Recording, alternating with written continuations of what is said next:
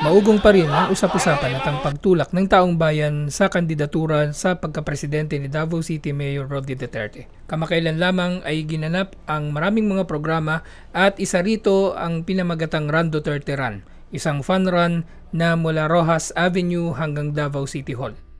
Ito ang isang solusyon natin. Bahagi ito ng ating panawagan sa ating butihing mayor ng Davao to make it clear to the people that the solution of this all is Mayor Roddy Duterte for President. Mindanaoans, ito hindi kay Davao, halos lahat ng Mindanao para malaman ng taong bayan na ating talagang kailangan si Mayor Duterte.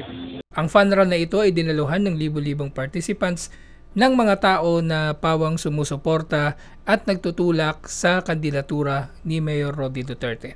Ang Run Duterte Run ay nagtapos sa isang programa sa Rizal Park na dinaluhan ng iba't ibang mga tao na nagmula pa sa iba't ibang mga lugar sa Mindanao.